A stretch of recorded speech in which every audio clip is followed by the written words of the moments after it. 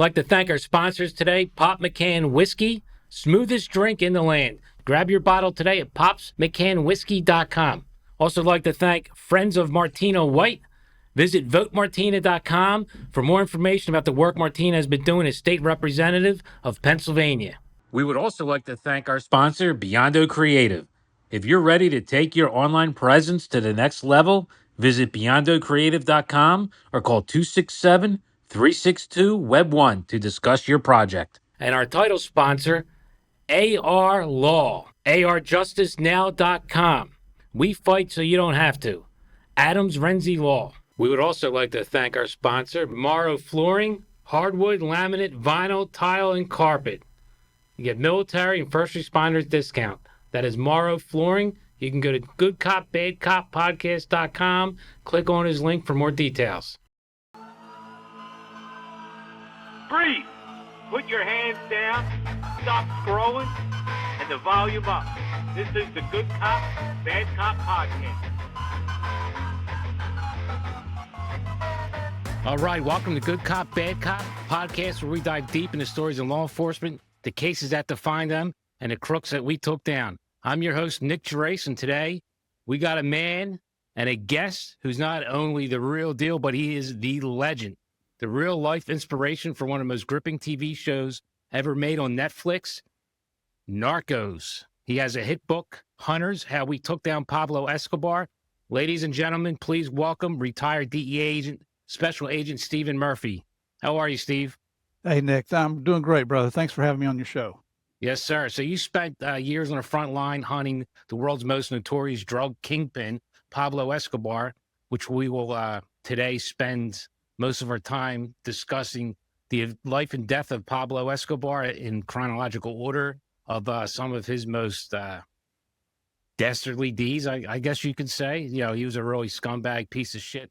But unfortunately, a lot of people like to, look at these vile people in a, how would you say, Steve? Like, they try to make them out to be these mythical heroes. Yes. Yeah. Mythical heroes, almost like a Robin Hood. And, it's kind of sickening, but it's what it grips people. The TV show that was modeled after what you've done, you and your partner Pena, it's makes for gripping TV and interesting conversations. You know, that's one of the reasons why we're here. And what you did personally is pretty damn amazing. So what we're going to do today is discuss Pablo's deeds and his life and death. And we'll ask Steve, what the temperatures like in Colombia at that time and what he was doing. I know a few of Pablo's exploits happened before you were in Colombia. So, we can just go through your memory, what you were doing, where you were at. So before we start, why don't you give us a little bit about you, what got you in the DEA? I know you were a police officer prior to joining the DEA, if you want to touch on that quickly. Yeah, I started out in 1975. I don't even know if you were born yet. I was not, 1979. Oh, jeez. You young whippersnappers. But I always wanted to be a cop since I was a little kid. I had my first run-in with the cops when I was about 10 years old, trying to break in a house in Tennessee. And hold on, you were breaking into a house? Well, me and my buddies, we were camping out in the summertime in Middle Tennessee, just south of Nashville. We were in the next county down, a place called Murfreesboro, and trying to break in a house. Just, we were trying to get some money to go buy some sodas and stuff out of an all-night laundromat. About 10. Is this a Murfreesboro? Obviously, your last name's Murphy. Was this a long-lost relative of yours that was named after? No, it's Murfreesboro, Frees. So it's okay. All right. It was just a small town back then. Now it's like Nashville South. But back then is when the cops had the discretion to make decisions on the streets, And then the cops showed up and scared the crap out of us, and we were so scared we didn't even run. And they looked at us after they heard our story. They said, "Boys, y'all got a decision to make. You go with us and put you in jail the rest of your lives, or we'll take you home to your parents." And we looked at each other and said, "Take us to jail." Yeah. I know what's going to happen when I get home. But I don't know if that had, I guess that probably had some kind of inkling on why I wanted to be a cop, maybe a little bit to do with it. But anyway, I had just turned 19 in October of 75. Hold on. You glossed over real quick. What happened when you got home? Oh, man. My dad was a Southern Baptist minister. He wore my butt out. I was grounded, probably for the rest of the summer. He didn't spare the rod to spoil the child, you know? Yeah, yeah. And you never did that again, though, did you? Heck no, man. Yeah. You learn. Yes. Yes, sir. And that's a lot of the difference between then and now, Oh, because yeah. nobody teaches their kids now. I've been on that end of a whooping a few times. Oh yeah, yeah. He was, I like to say, he had expectations for us. We knew what those expectations were, and we knew what the consequences were if we didn't live up to them. But I think, my sister and I think we both turned out okay. I would think so. But so I'm in college, and as I was going into high school, my mom and dad are originally from West Virginia, so they wanted to move back. He had retired from the ministry, and we ended up in the little town of Princeton, West Virginia. Started out at West Virginia University when I graduated high school, got put on academic probation. Dad said, time to come home. I'm not paying for that. So I went to the local state college, and they happened to have a brand new criminal justice program. This was in January of 75. Wow. I did two. Justice back then? It wasn't spelled the same way though. But, you had to ride your horse to college. You didn't have a car or anything. But got over there, and that summer I did two internships, one with the city PD in the little town of Bluefield, West Virginia, and then I did with the sheriff's department. So go back into the fall semester, and the CJ professor comes over and he says, listen, everybody, they're going to give the civil service test. So everybody in here should go take it. And I was kind of, I'm like, I'm 18 years old. And I saw him afterwards. His name's Gary Willis. Love the guy to death. He's like, Murphy, you going to do it? I'm like, I'm too young. And he's like, no, you're going to get it. You do take the test for the practice. So as you get older, you'll know what to expect. I said, hey, it makes perfect sense. So I go take the test. I scored higher than anybody by 10 points. I was number one on the list. So the city offered me a job. I turned 19 in October. In November, I got hired as a police officer. 19, just barely 19. And back then, crazy. The city gave you your uniforms and your cruiser and all that, but you had to provide your own weapon and your Sam Brown, the old leather gun belts and all that. I wasn't old enough to buy a gun. I couldn't even buy bullets. That's crazy. How'd you end up getting a weapon? One of the patrolmen there that I got to be, we're still best friends to this day. Kelly Walls. I gave him the money. He went and bought my weapon. I got a. So you had to have a straw purchase, huh? That's interesting. That was it. And my dad bought my bullets for me. So that's insane. It's crazy. I couldn't buy a gun, but I could carry it, and I could put you in jail, and I could use the weapon if I deemed it necessary. So something we touched on this on your podcast, Game of Crimes, which I highly recommend people to check out. When I was a guest, my father was one of the first 18-year-old cops in Philadelphia. And for the first 2 years, they weren't allowed to carry guns because they weren't allowed, they weren't of age to own a gun. And finally, before they became of age, someone had enough sense to say, this is crazy. We have cops that are sworn law enforcement. Let's just give them their weapons. But they were still not allowed to enter a bar for any kind of crime or disturbances until they're 21. Yeah, I mean, there's just some rules and laws are just asinine. They really are. Yeah. I didn't think that all the way through. Yep. Okay, so, you got your straw purchase. You have your weapon and your bullets. Yeah. What town is this? Bluefield. It's in the very southern tip of right? West Virginia. Yeah. Jeez. In fact, there's a Bluefield, West Virginia, and a Bluefield, Virginia that butt up against each other. Which, Okay. we had maybe 25,000 people in the town, 35-man department. The problem, I guess the challenge, not the problem, was it was the biggest town in southern West Virginia. So, you got all these hillbillies, and I'm a hillbilly, so I say that with love when I say it. But you get all these hillbillies coming in on the weekends, and they want to drink and they want to fight. All that moonshine. I'm not saying it's a bad thing. It was very active, I'll say that, just for a small town like that. But it was a lot of fun, man. I mean, you learn the basics. You have to learn how to handle just about every situation because we had 3 detectives for the whole department, so you're pretty much handling whatever comes up on the nighttime. And if it's a murder or something like that, then you call the detectives out. Have you dealt with any homicides in Bluefield? Oh, yeah. We only had maybe, I think our worst year was maybe 2 in a year. Yeah. And then there's some years you had none. So I recently found this out that there's actually an Italian population in West Virginia. Oh, yeah. We're stopping off and all the gas station had pepperoni rolls, which I was laughing. I'm like, what the hell are these hillbillies down here know about pepperoni rolls? And I researched it. Apparently there's a large Italian population that's settled in West Virginia. There was, it's a large Italian, it's a large Irish population because of the coal mines, Yeah. People were immigrating to the United States and they were willing to do any job to make, take care of their families. Yeah. It was tough times. Okay. So Bluefield, where you go next? You become a Okay, church, so right? I do 6 years in the city, and then I'd gotten married, had 2 sons at that time. That was my practice wife. I mean, I'm working my butt off, I have because one of them. I was making $9,600 a year as a cop. She's in college. I'm putting her through college. Got 2 sons to take care of. Working all the off duty I get. I'm working. I got the contract for the local college where I went to college. I got the sports contract for the basketball team. Worked as an electrician's helper for a fireman there. Oh, Even wow. sold Still being to a cop Amway. Pardon? while you're still an officer, correct? Oh yeah, all this is Yeah. while I was a city cop. Well, so anyway, this railroad police job comes up in Norfolk, Virginia, and the captain down there, I'd gone to college with him, and he was hiring 3 guys, and he called me and he says, "I know you're interested. You want this job?" And I said, heck yeah, man! It doubled my pay, and I'm back to a 40-hour work week. So moved down to Virginia Beach for a few years, transferred back to West Virginia to be close to, went through a divorce and all that. Moved back to West Virginia for a few years to be close to my kids. But I got into a couple of shootings on the railroad, and our chief there in Southern West Virginia had never been a real cop. Just I know. he was unbelievable. And so I went back up the city. I heard some gunshots one night, and I go over to check it out because I'm nosy. It's like 2 blocks away, and there's a police officer down there hiding behind his car, and there's a guy on the 3rd floor apartment shooting down at him. So this guy's got the high ground, shooting down on the cop. And So he's pinned down the cop.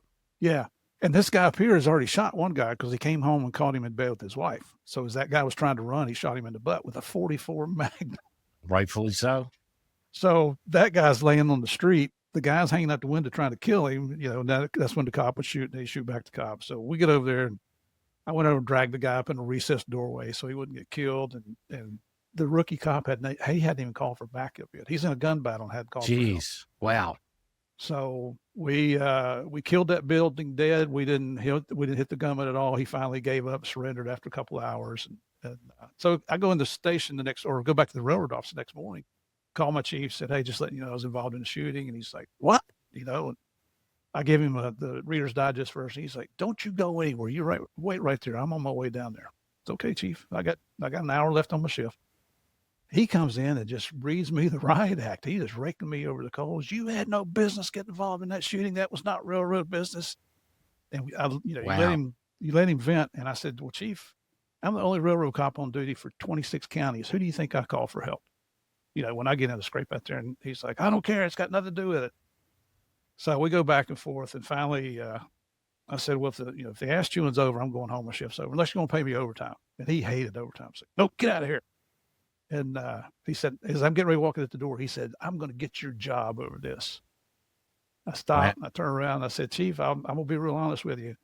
Given the same set of circumstances, I will respond the same way. So have a good day." And I left. Well, then, he tried to get me fired through the railroad. Luckily, the bosses in the railroad had all been previous real cops. Right. And they called me. The city gave me accommodation for coming to the aid of the police officer and all that stuff. Yeah. But yeah, you're a hero, save a life, and this scumbag's trying to jam you up. Typical. Yeah. And he was just worried about liability. Me getting shot or a police officer getting shot, and that never entered his mind as something important. Let's also be honest. He's jealous. Probably. Yeah, because he had police work, something he never did. Well, if he had balls, they were little BB balls. Yeah. So pigeon balls. Yeah. And a few bosses that gained that moniker. Unbelievable. So anyway, there was another railroad cop there. It had been a Virginia State Trooper, Pete Ramey. I love this guy. Big, huge man, just had worked undercover on a DEA task force out of Roanoke, Virginia. He'd tell me stories about I didn't know what DEA was. He told me stories about it, and I thought, man, that sounds like something I'd love to do. So finished my college degree. It took me 11 years to get a 4-year degree, just so you know. West Virginia school system, right? But applied for DEA the day I graduated. The very next day, I sent my application in. 2 years later, I got picked up in '87 with DEA. Went to the academy in late '87, November of '87. Went to my first post of duty, which was Miami. And it was still the Miami Vice days. It was still the Wild West. So 1987, you're in the academy, correct? Yeah. Yep. Do you know who Pablo Escobar is at this point? I had probably heard of him, but I, really didn't know who he was until I got to Right. Miami. 4 years in Miami, all the cases that we worked, all the cocaine cases, were related to the Medellin cartel. I never had a case get up to his level. Some guys there did, and Right. actually had indictments on Pablo. From Miami. Yep. Yeah. Wow. But here, let me tell you how much of a fish out of water I was. I'd been a cop for 12 years when I got to Miami. The most powder cocaine I'd ever seen at one time then was 2 ounces, a baggie about like this, right? The first undercover I went on was on an undercover yacht to the Turks and Caicos Islands. This was February of '88. And I'm working with the senior partner. He's been working this case for a few years. Right. And I'm on the 2 boat captains on this. It's a DEA undercover yacht that was seized from some bad guys. And they're both agents, but they've both been through boat school. One of them really looked the part. He was really ruddy, tan skin, not tan. It was like leather. He'd been out in the sun so much. But anyway, we go to the Turks and Caicos Islands, which I'd never even heard of. Long story short, we picked up 400 kilos. 2 pilots flew it in from Cuba, dropped it off. I was out there with those guys and some Turks cops. And we ended up doing a controlled delivery with it back in Miami a few weeks later. But I went from 2 ounces to 880 pounds of cocaine.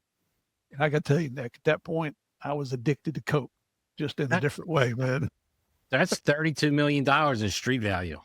Oh my gosh. It's back then, wholesale back then was probably about 26,000 a kilo. Okay. So whatever that is times 400.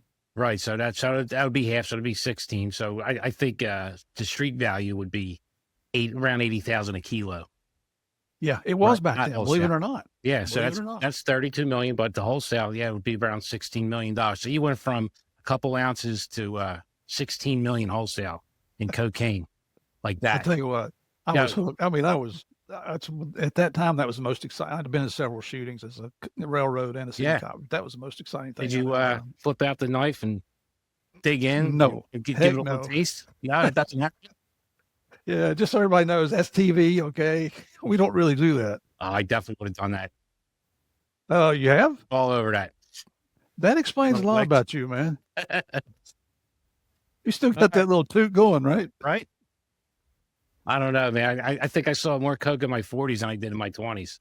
The biggest bust I had was a few kilos. I showed up to a scene and 2 guys were shot, one in the belly, one in the arm. I don't know why the guy in the arm was still around. And there's a few kilos on the ground, a couple kilos in the trunk. That's the biggest bust that I ever had. It was pretty much like gift wrapped. Yeah, both. One guy wanted to live. Did you see this? Like what I've seen, dealing street level dope versus these, massive loads coming in, is the smaller the amount of drugs involved, the more danger is involved. These big loads of cocaine coming in, we're knocking off 300, 400, 500, 600 kilos at a time, and nobody's got a weapon except us. It's a business at that point. It's just like, a commodity. The lower levels are the guys that are playing pretend drug kingpins and think they can get away with killing people and, being a badass. And then they're quite frankly stupid. They don't have the IQ to run a business like these higher level guys are. So that's why you see the crime there. All right, so on to our topic will be Pablo Escobar. So we're going to start off with, I'm going to see what you're doing, if you were even born then. I think you were. December 1st, 1949, Pablo Emilio Escobar, Guevara, right? Did I say that? How do you say his last name? Is it Guevara? Pablo Emilio Escobar Gaviria. Yeah, I think it's Guevara. Guevara. It's so long since I heard that second last name. You're going to have to correct me on a lot of these Spanish things. Even though I married a Puerto Rican woman, I'm not very good with my Spanish. He was born in a small town of Rio Negro, right outside of Medellin. Mm-hmm. Did I say that's correct? You got that one right.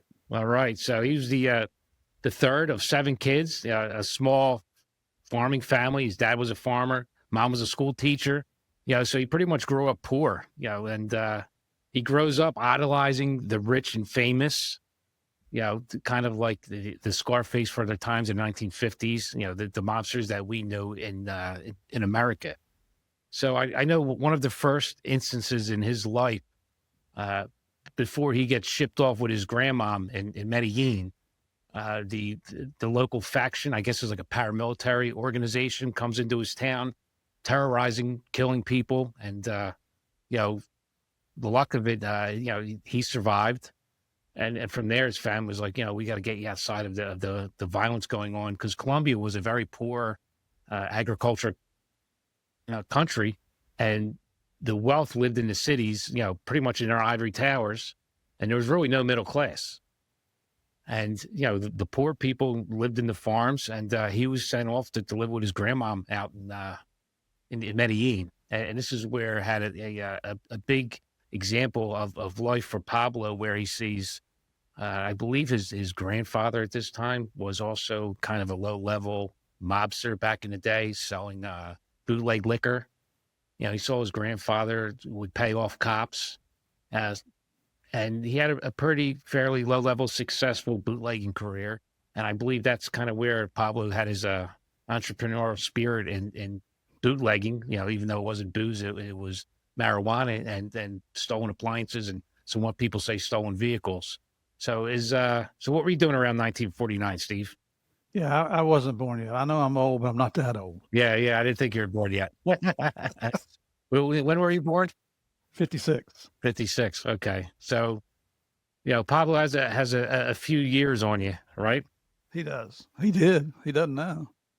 Yeah. So let's see his first big foray into getting himself in trouble.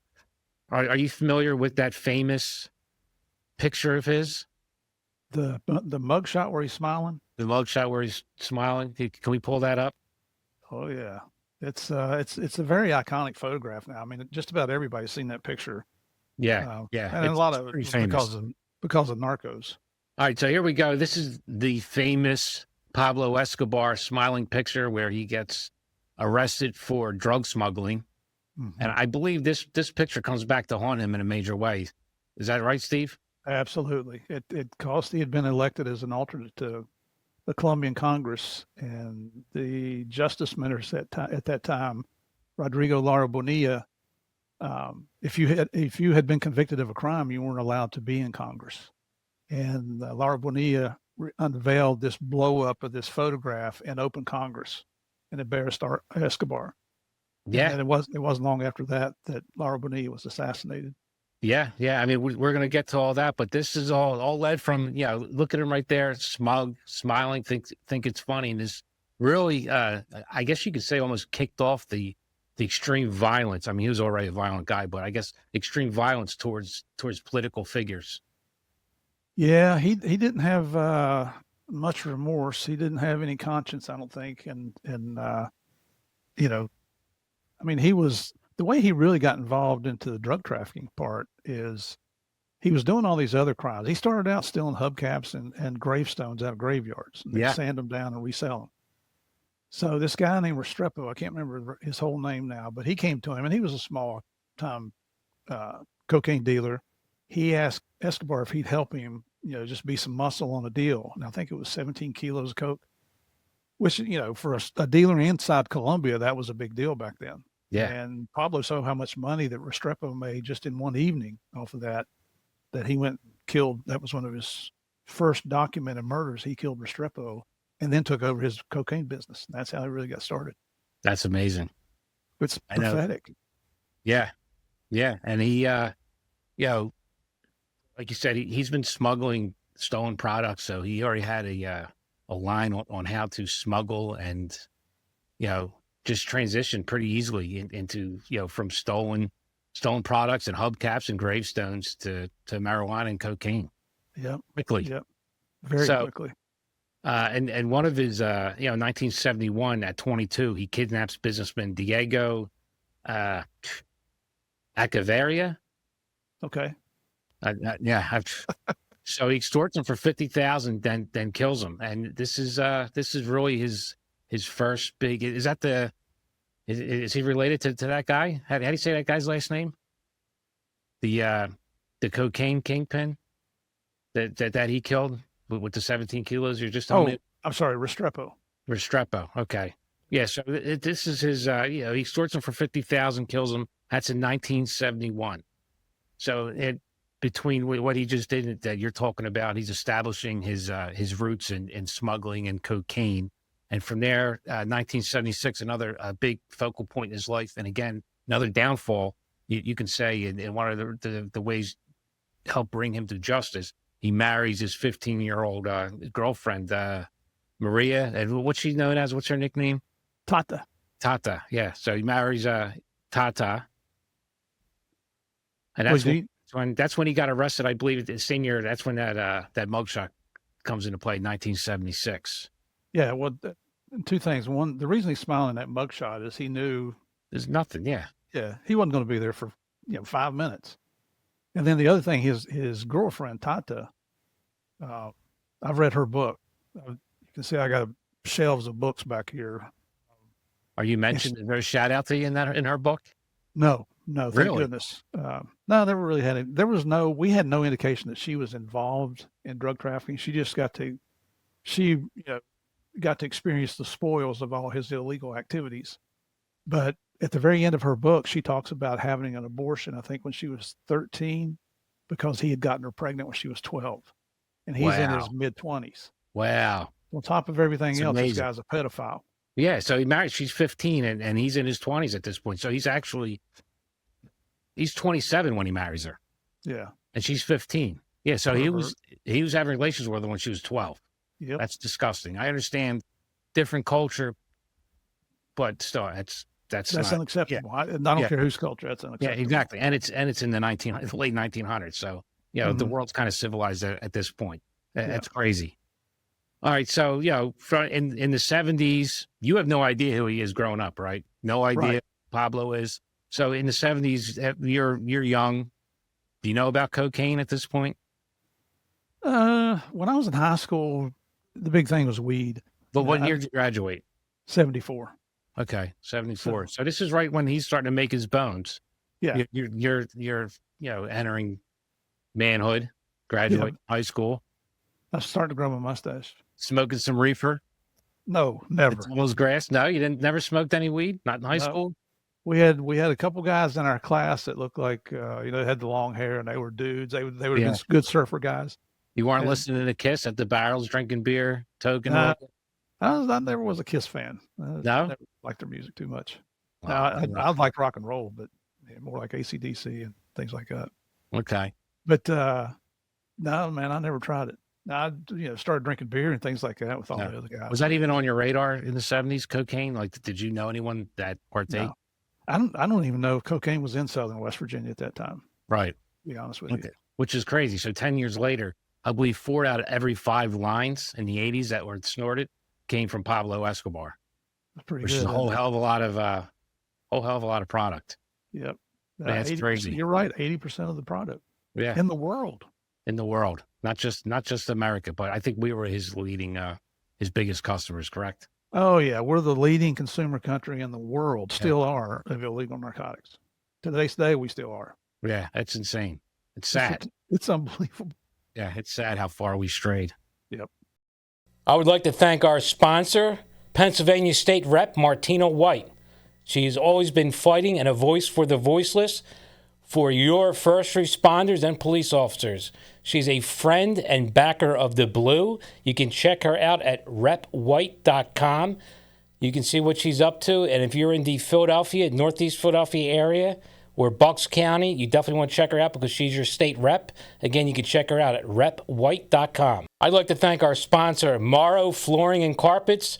If you're looking for a new floor or carpets, you can call 267-888-4644. Ask for the owner, Tommy Morrow. If you are a cop, fireman, first responder, or military vet, he will hook you up and give you a big discount. Tommy's one of our first guests on this show. He's a bona fide hero himself. Not only is he a Philadelphia police officer, but he owns an awesome flooring company. You can also check them out at morrowflooringllc.net. Like I said, if you're looking for flooring and you want a hero to do your carpet or flooring, give Tommy a call. We'd like to thank our sponsor, Pops McCann Whiskey, the smoothest drink in the land. You can go to popsmccannwhiskey.com, grab yourself a high-end bottle of whiskey or bourbon. He has all styles and flavors. Either you're a beginner or a hardcore whiskey enthusiast, check out Pops McCann Whiskey at popsmccannwhiskey.com. So 1982, which you touched on, he gets elected as an alternate congressman for the Liberal Alternative Party, which, gains his, it's something he always wanted to do as a young child is go into politics. But the main reason why he wants to do it now is for immunity for all his crimes, right? Well, and keep this in mind, his whole battle against the government as it continued on was he was anti-extradition. He did not want Colombian nationals extradited from their own country to the United States. And it's self-serving because he knew that we have real prisons in here. So that's what his whole battle was about. That's why he wanted to be in Congress, so he could try to influence the vote there. How do you influence it? First with money. If you don't get what you want, then you employ violence. And he had no problem doing both. What was his saying? Plato el plomo? Plato plomo, silver or lead. You can take it in the lead. form of money, or you can take it in the form of a bullet. Yeah, and I mean, he followed through, and everyone knew that was what you're going to get. There was no veiled threats there. He even had these, leaflets or cards, whatever you want to call them, that when they would kill people, they would throw these on the ground, and it was titled "The Extraditables." Translating into English, it's all in Spanish. The Extraditables. We prefer a tomb in Colombia to a jail cell in the United States. Well, slip on up here, Skippy. We can help you with that. Yeah. Which is, from his point of view, I understand. Yeah, you're playing with the big boys, and there's a lot of corruption, but you're not going to buy your way out of a jail cell when America comes knocking and brings you up here. Right, which I think is a great testimony to our prison system and our corrections officers here. I think they do a hell of a job. Yeah, they do. One thing I don't agree with, and it's a whole separate topic, is private prisons. We can dive into that another day, but I believe we do have the best criminal justice system in the world. Does it need to be fixed? Yes.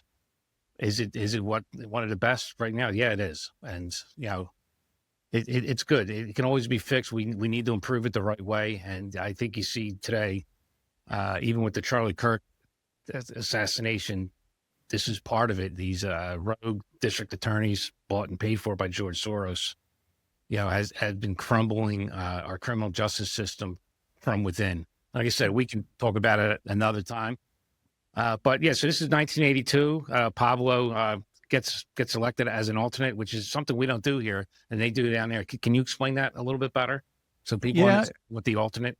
It's like having a backup. To be honest with you, so the primary was an incumbent congressman in that area of Antioquia, which we call it a state. They call it a department down there. But so Medellin is in the department of Antioquia. So is Rio Negro. And so this guy, he's going up. He's up for re-election. Of course, Pablo supports him. He's popular. Yeah. And it just means that way, if something happens to him, then your alternate steps up. Well, the day after. How scared is that guy? Knowing that is his relief, you know what I mean? Is Pablo. Well, here's what he did is the next day after he was reelected, he developed health issues and had to retire from his position, which immediately bumped Pablo up into his slot. Shocker. So I'm sure there's a huge payoff to it. I'm sure he took the silver. Oh yeah. And not the lead. I tell you what, man, this is, Javi and I, this is our 10th year traveling around the world. We tell our story about Pablo Escobar, and we do a lot of law enforcement conferences here in the United States. And I always kind of point out to everybody, put yourself in the shoes of the people that are being threatened. Because this is a guy, if he says he's going to kill you, that's what's going to happen. He doesn't just kill you. He's going to kill your wife, your children, your mom and dad, your pets. I mean, he didn't fool around. It's a testament to the Colombians that stood their ground, stood on business. It's amazing that anyone even did. Really is. It's very honorable. And as we'll see, 1984, he orders the assassination of Justice Minister Rodrigo Lara Bonilla, right? Yeah. In Bogota, and that pretty much sparks the narco war. His expulsion from Congress. Is that the first hit from his embarrassment of being thrown out of Congress?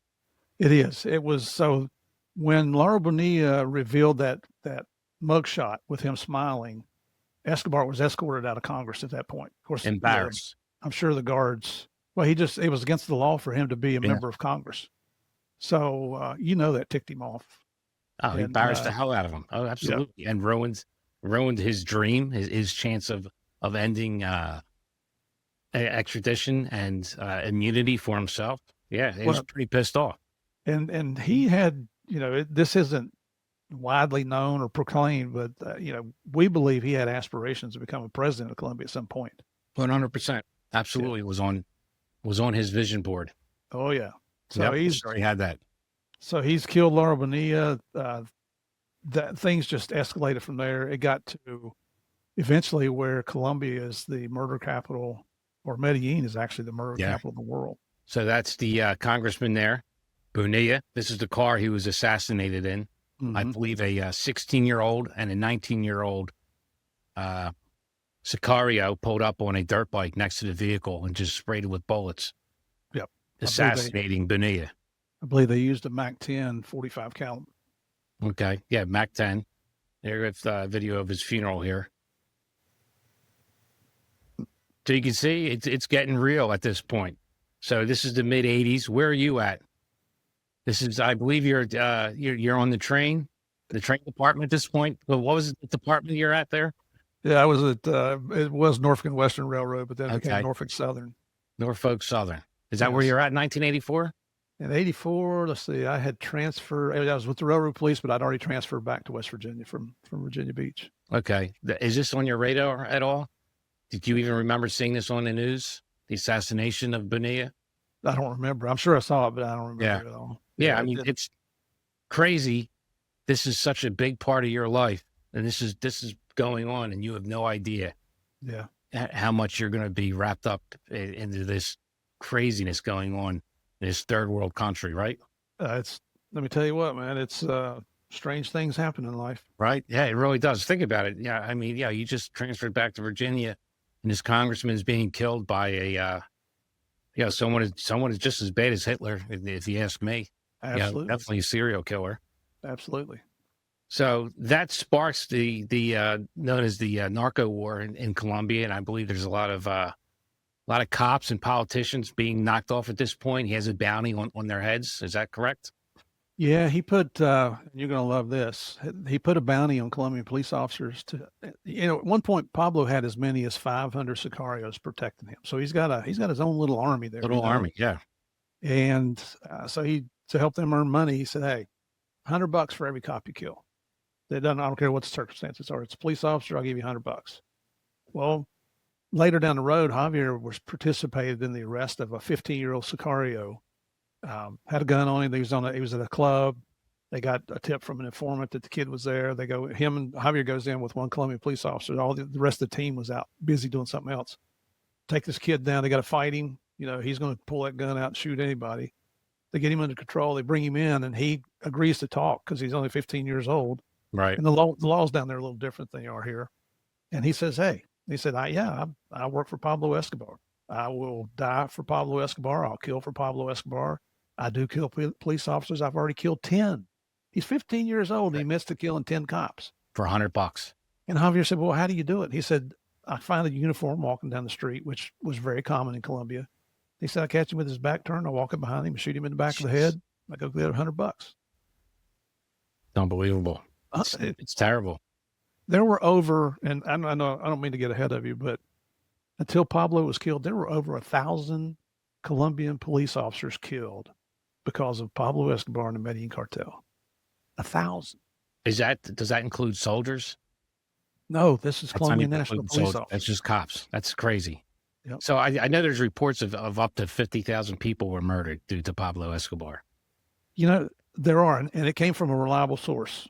So there's a documentary that Javier and I are on, and I think, I can't remember which one it is, but we were talking to the producers. They flew us up to Vancouver, British Columbia to sit down and try to figure out the show. And they were trying to figure out who else they could interview. And they wanted to interview one of Pablo's last remaining sicarios. And he'd just gotten out of prison. He's John Jairo Vasquez Velasquez is his name. And he goes by the moniker of Popeye. And we told him, said, "Don't talk to him. That is a stone cold murder." And at this time, we were attributing 10 to 15,000 murders to Pablo, maybe 20, which is still outrageous. Yeah. And so, of course, the producer said, "Yeah, okay, we won't talk to him." And as soon as we left Vancouver, they called Popeye and they went and met him, and he's on the show also. On film, He says, those gringos, they say that Pablo's responsible for 10 to 15,000 murders. They're way off. He said, Pablo's responsible for more like 50,000 murders. And he said, myself, at Pablo's direction, I arranged as many as 3,000 murders. And of those, I actually murdered 300 people myself. That's disgusting. It's unbelievable, isn't it? In today's modern times, and, even 30 years ago, that's still just unbelievable. Yeah, it's vile. You think it's a soul, someone with a family. Evil walking the face of our earth. I mean, granted, some of them were bad, but not all of them. Most of them were innocent civilians. Yep. Car bombings, right? People in the wrong place at the wrong time. Yeah, it's disgusting. Even the ones that are bad people, just it's mind-boggling. Those figures are insane. And I think we're so desensitized today that it doesn't mean that much to people. But if you really think about 5, 10, 50,000 people being murdered by one person, it's outrageous. It is. Wrap your head around. And I, believe it or not, I still on social media. When I retired from DEA, you couldn't find me on social media. But then, through our businesses and stuff, you use social media for marketing. Yeah. And so I still get nasty grams from people that I've never met that would like to cut my head off and crap down my throat, or they hope my kids develop cancer and die a slow death. And they say that Pablo is a hero, and I'm like, first of all, the people sending me those messages probably weren't even alive. No. When he was in the rain. They don't know what they're talking about, just spewing hate. But I think I like what Mike Tyson says. People, something like, people say whatever they want to, until they experience being punched in the mouth. Yeah, everyone has a plan to get punched in the face, which is absolutely true. It's true, but that was a sentiment up until this narco war. He prided himself as a Robin Hood. He purchased hospitals, clothing, housing, food banks for the poor because he thought he was buying loyalty. And he definitely overplayed his hand at this point. And we'll come up on that. So 1985, I'm sure you'll remember this. The M19 guerrillas, I believe. At the Justice Palace. Yeah, the Justice Palace. From what I understand, there's a lot of evidence against Pablo in there that got destroyed during this. I'm not sure if that was the real reason behind the palace raid, but the Palace of Justice siege in Bogota, 98 people were killed, 11 justices, which was almost like the Supreme Court here would be the equivalent. And I know it destroyed extradition files on himself and his compadre and people in his organization. You're absolutely right. That was what that whole raid was about. He hired M19 to go and make it look like an insurgent attack against the government. But the goal was to destroy the evidence room. And they did destroy a good part of it, but not 100%.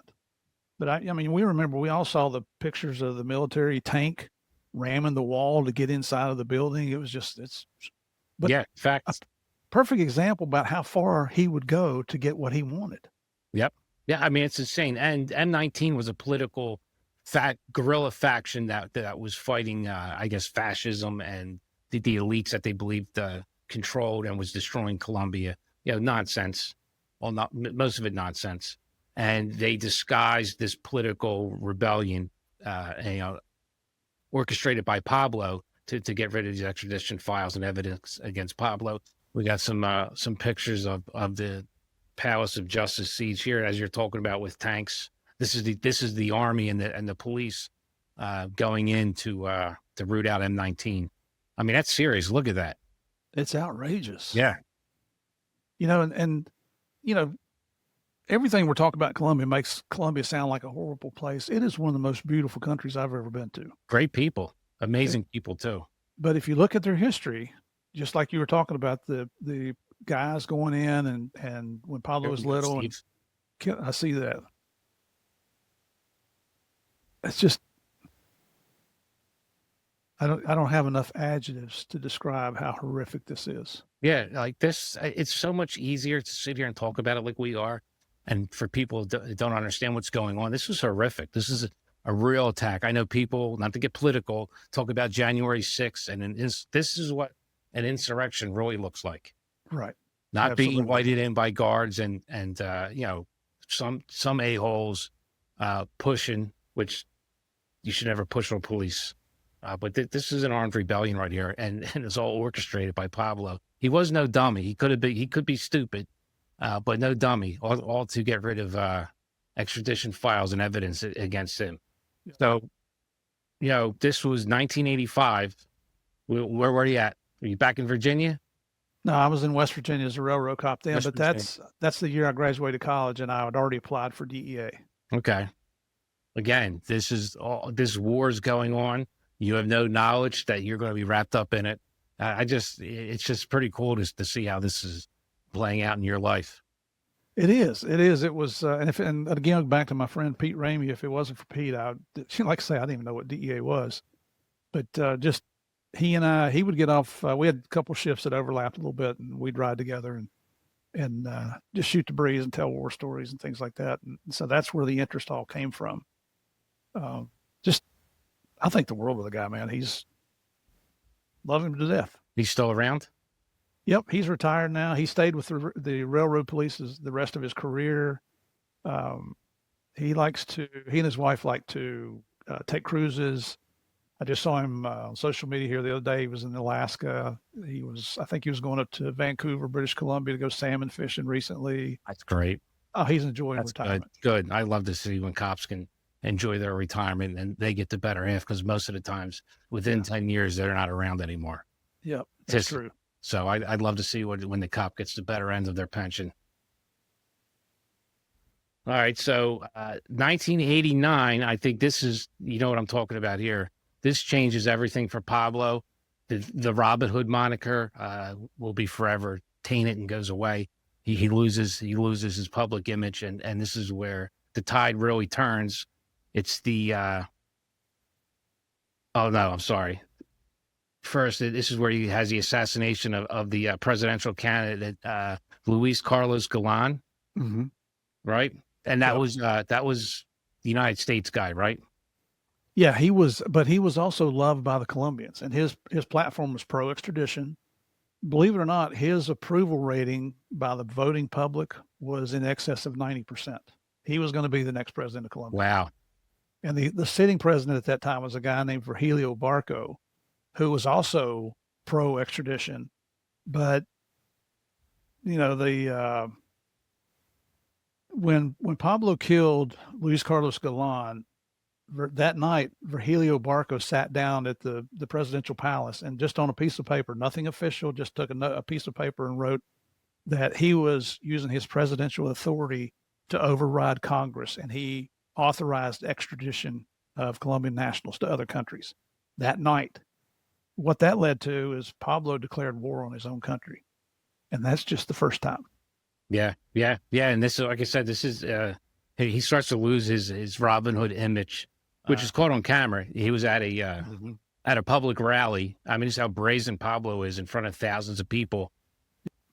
He was on the throughout the country. He was on the south side of Bogota in a little community called Soacha. Here we go. We can play this out. It's only a couple seconds.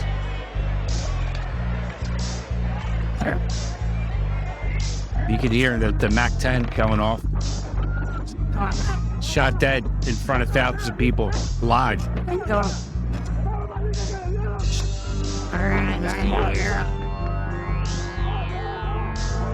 Kind of looks familiar, doesn't it?